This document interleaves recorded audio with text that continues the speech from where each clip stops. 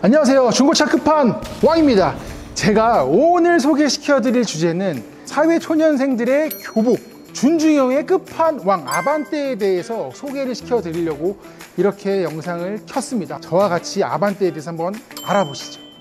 중고차 끝판왕에서는 리프트 점검, 엔진오일 교환, 도막 측정을 서비스로 진행해드리고 있으며 20년 베테랑이신 정비사분께서 꼼꼼하게 확인하여 출고, 중고차 업계 최초로 성능 기록부와 별개로 위 체크리스트를 자체적으로 검수하여 완벽한 차량을 준비해드립니다. 비대면 거래도 역시 중고차 끝판왕에서. 첫 번째로 소개시켜드릴 차량은 아반떼 CN7입니다.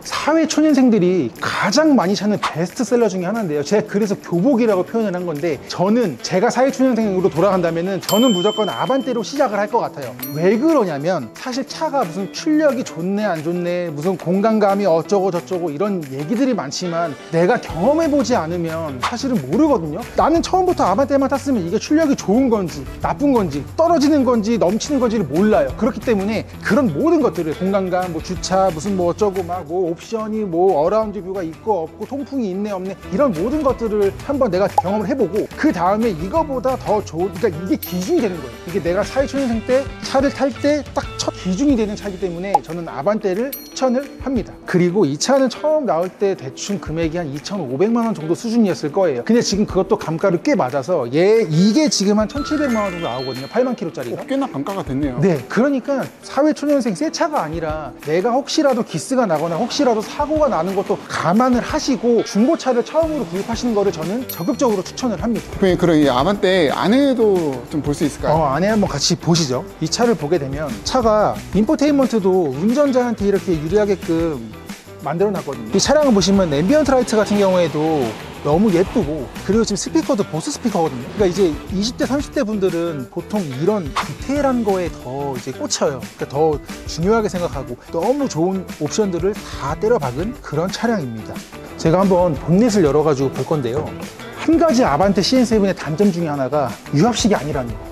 근데 솔직히 아반떼에서 유압식을 바라는 건 욕심 아니에요? 그거보다 사실 뭐 몇 번이나 열겠어요. 보통 이제 차를 타시면서 뭐 정비소 가거나 할 때 여는 건데, 그리고 보시면 이 차도 솔직히 냉각수가 좀 잘 터져요. 좀 출력이 세서 그런가요? 출력이 세다기보다 운전하시는 분들이 많이 받아요. RPM을 좀 많이 쏘신다는 그래서, 거죠? 네, 그래서 그런 거 안 하고 그냥 정속주행 하시고 하시면 냉각수 터질 일은 솔직히 별로 없거든요. 맞아요. 근데 솔직히 RPM은 2,000 안 넘기는 게 좋은 것 같긴 해요. 네, 무조건 그 생각 좀 하시고 운전을 하셔야 되고, 그런 것만 주의하시면 사실 요 엔진룸에서도 따로 보실만한 거 딱히 없어요. 일반인 관점에서는 무조건 차 사실 때는 누유나 누수나 이런 것들은 당연히 뭐 보셔야겠지만, 중고차 구매하실 때 제가 한 가지 딱 꿀팁을 드리자면은, 처음 딜러를 만나고 차를 보러 갔을 때 그 차가 시동이 먼저 걸어진 상태에서 차를 보시면 안 돼요. 왜냐면 이게 방전됐다가 이제 점프를 떼어놨을 수도 있고, 그리고 시동 소리를 딱 들었을 때 여기서 문제점이 뭔지를 알아야 되거든요. 근데 이제 이거를 미리 걸어놓고 이거 숨기는 거죠. 그래서 무조건 그 딜러를 처음 만나서 차를 보러 가서 내가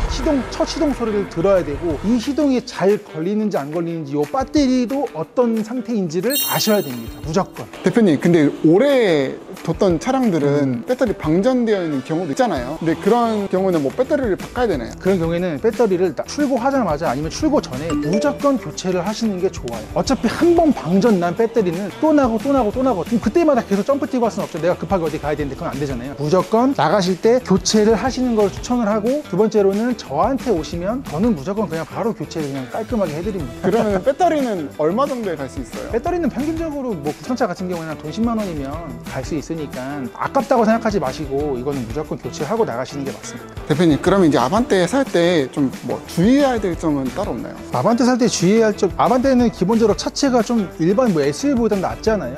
그러니까 보통 사이드실 패널 같은 경우에는 이게 통짜로 필러랑 뭐 뒤 휀다부터 필러까지 해가지고 쭉 연결되어 있거든요. 그래서 이게 뭐 밑에가 먹은 차도 있고 이런 것도 판금도 들어가야 되고 이런 차들이 있기 때문에, 이런 차 같은 경우에는 사이드실 패널 같은 경우는 일자로 좀 유의 깊게 보셔야 돼요. 얘가 지금 먹은 데가 있는지 없는지를 보셔야 되고. 원래 다른 차들은 플라스틱으로 되어 있잖아요. 근데 얘는 아니에요. 얘는 플라스틱 아니고 통짜로 되어 있기 때문에, 이거는 골격으로 들어가기 때문에 이 부분은 확인을 하셔야 되고요. 그리고 제가 중고차 사실 때 꿀팁을 하나를 알려드리면, 이게 지금 타이어가 사실 모든 걸 말해주긴 하거든요.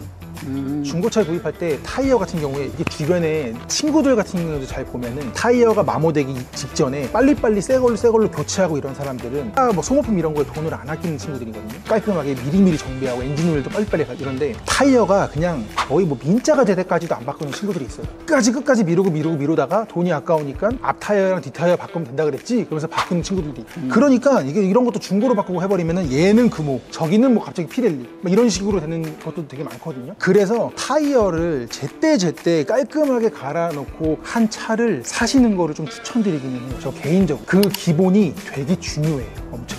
트렁크 같은 경우에는 이건 지금 전동이 아니에요. 근데 우리 사회 수련생들 건강하잖아요. 그리고 안에 내부도 괜찮아요. 넓고 여기 뭐 유모차 뭐 2개도 들어가고 골프백도 한 3-4개 들어가고 막 들어가니까 이 공간감도 충분히 활용하실 수 있으니까 뭐 취미생활이 뭐건 간에 다 가능하십니다. 충분하게. 제가 두 번째로 소개시켜드릴 아반떼는 바로 이 아반떼 AD입니다. 대표님, 이 아반떼 AD? 삼각대도 있잖아요. 삼각대도 있는데 그건 일단 제 취향이 아니고 중요한 건 금액도 사실은 사회 초년생들을 위한 차를 제가 소개시켜주는 거다 보니까 아반떼 AD 그러니까 이 아반떼 AD가 이 디자인만 보면 사실은 i30, i40랑 약간 아이덴티티를 좀 같이 하다가 삼각대 넘어가고 CN7 넘어간 건데 그래도 이제 나름 현대의 어떤 아이덴티티 같은 거를 가지고 있는 디자인이라고 해야 되나? 약간 저는 그렇게 생각하긴 하거든요. 대표님, 그러면은 이 아반떼 AD 장점은 뭐가 있을까요? 장점은 사실 사회 초년생이 뭐가 필요할까요? 전방 추돌 방지, 뭐 후측방 그 정도 있으면 되는 거 아니에요? 사실 제 생각에 사회 초년생이 그 여러 가지 옵션을 막 이거저거 다 있어야 되고 이런 게 아니라 내가 정말 안전에 관한 옵션 한 2가지 정도 있고 나머지 뭐 열선이든 내비든 뭐든 이런 거 다 있으니까 제 생각에는 그 정도만 있어도 충분히 운행하시는데 전혀 불편감이 없으실 거예요. 사회 초년생들이 운전을 처음부터 모든 이런 최신 기능에 막 길들여지기보다는 뭐 후진할 때도 뒤 봐가면서 하고 뭐 내비도 마찬가지고 막 다 저는 그런 요즘 누가 어떻게 뒤를 보고 아니 해요? 저 때는 옛날에 막 구글 그 지도 사가지고 막 여행 다니고 했었어요. 뭐 후측방 정도나 아니면은 뭐 전방 추돌 방지나 이 정도만 있어도 충분히 차 운행하시는데 불편감은 없다 이제 말씀드리는 겁니다. 실내의 경우에는 완전히 뭐 요즘 나오는 막 인포테인먼트 막 완전 막 화려하고 이런 건 솔직히 좀 거리가 좀 있고요. 실용적인 디자인이고 실용성이 정말 너무 좋고 그리고 막 사이드미러 같은 경우에도 보면은 이게 아무래도 조금 사회 초년생이나 이제 뭐 아가씨들이 운전을 했을 확률이 크기 때문에 긁히는 부분들이 은근히 많거든요. 휀다 같은 경우에도 긁힌 부분 많고 그러니까 차를 구입하실 때 사실 100%는 없지만 그래도 어느 정도 내가 내 눈으로 봤을 때 뭔가 걸리는 부분이 없어야 돼요. 그래서 긁힌 부분이 있고 하면은 그건 무조건 컴플레인 하시고 이 부분에 대해서는 뭐 덴트를 받으시던 뭐 판금이나 뭐 도색을 받으시던 그건 무조건 하시고 나가셔야 합니다. 그러면 이 아반떼 AD 가격은 얼마 정도 할까요? 이거는 솔직히 그냥 너무 싼 것도 보시면 안 되고 너무 비싼 것도 솔직히 좀 아니고 그냥 1000만 원, 1100만 원 정도 수준에서 보시는 걸 추천을 해요. 등급은 밸류 플러스. 밸류 플러스 2차가 밸류 플러스 등급이고 뭐 한 금액은요. 대충 평균적으로 17년식에 뭐 8만 킬로 요 정도 나오는 애들을 한 900에서 한 1100? 요 정도 사이로 구입하시는 거를 진짜 추천합니다.